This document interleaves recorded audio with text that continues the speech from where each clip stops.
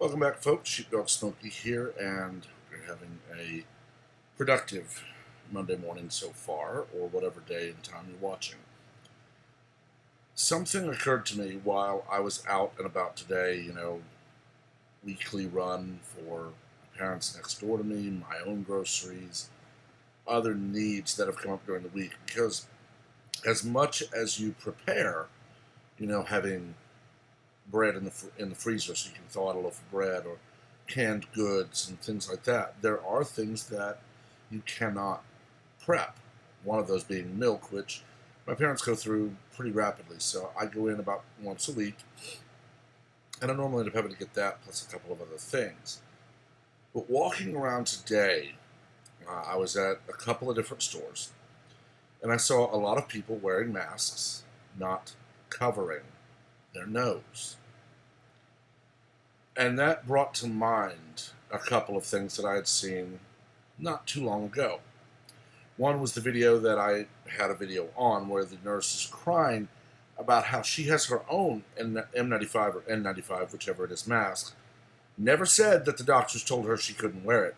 She was upset that at the nursing station, not while treating patients, but back at the station, nurses weren't wearing masks. This is like saying when you come out of surgery, you will wash your hands as if preparing for surgery, glove up and mask up, and walk around to your office to do paperwork in full surgical kit. Nurses, I understand, are wearing masks virtually all the time. Even the very highest quality are going to put stress on your ear, stress on your nose. It's only natural that when they are not around patients, they would take them off.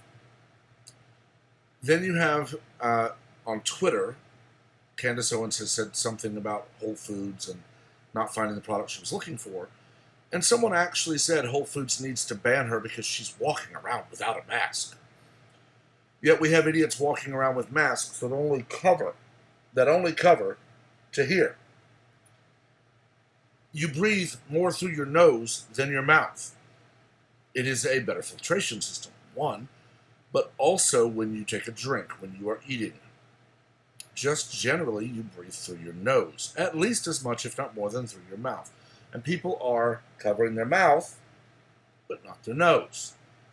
Or they're walking around with a mask around their neck or a mask up on their head. It's like, well, I have a mask. You're not wearing it. If you're going to wear a mask, wear it properly. Or at the very least, don't complain. Hospitals right now are sitting virtually empty because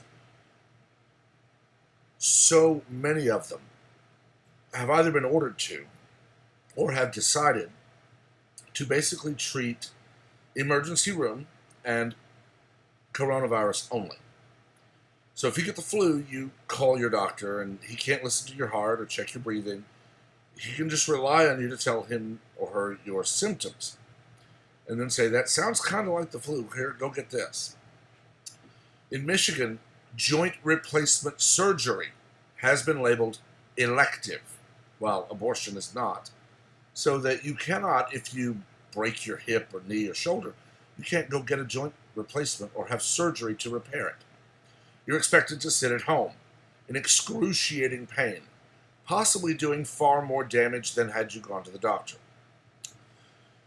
But people are complaining that people are walking around without masks, while many of those complaining don't wear them properly or have them on their neck.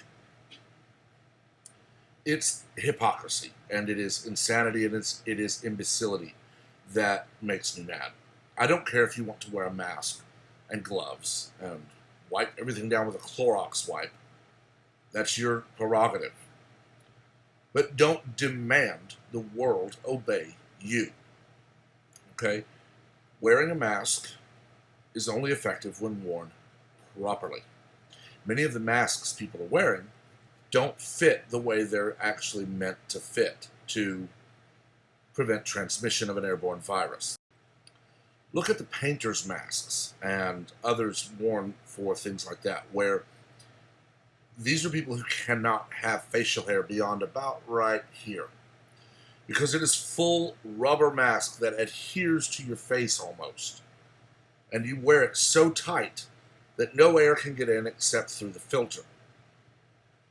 When I joined my fire department, I was wearing a goatee, and I was ordered to shave all but the mustache because the mask I had to wear actually attached right about here. I mean, a couple of them went under, but it's a full-face SCBA, self-contained breathing apparatus. You could not wear facial hair and have it sealed properly. Surgical masks have a bit of metal in them to where you press down and you basically form it to your face.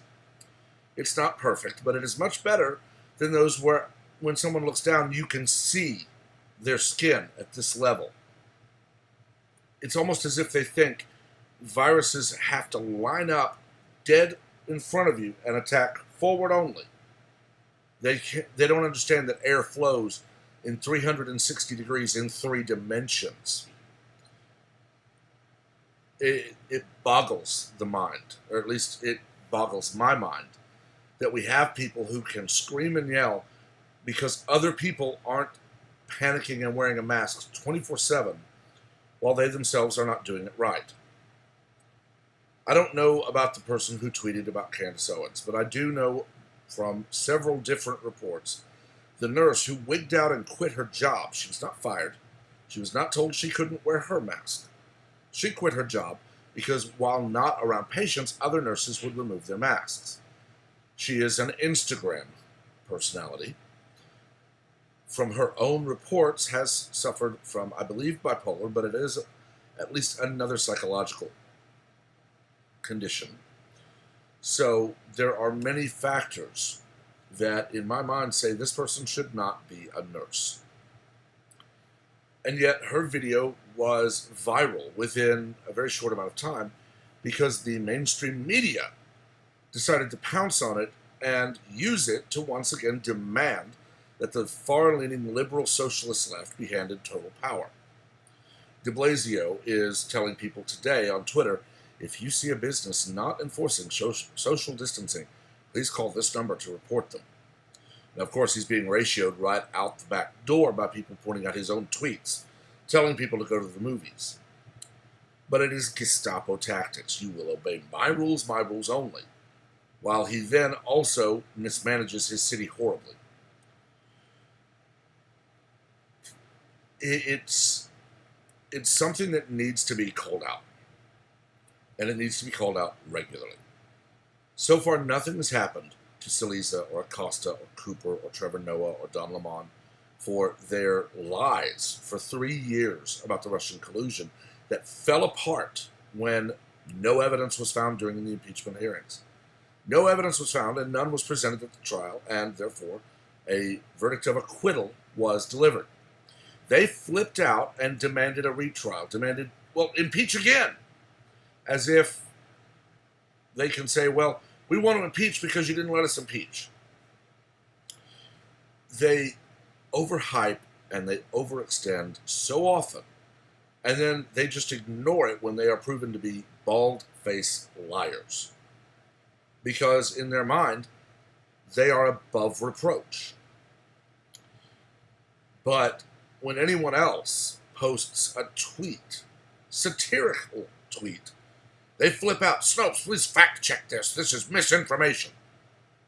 They've wigged out over The Onion and Babylon Bee. Both openly state that they are satire. For those who don't know, satire is a form of comedy where you pass off blatantly fake information that is so obviously fake that no one with a quarter of a human brain above the age of 4 would ever believe it. Yet we have journalists who wig out and demand that Snopes fact-check satire sites. But when anyone points out that they have spread their own lies, like this nurse's video, which later was proven to be false, they just ignore it and move on.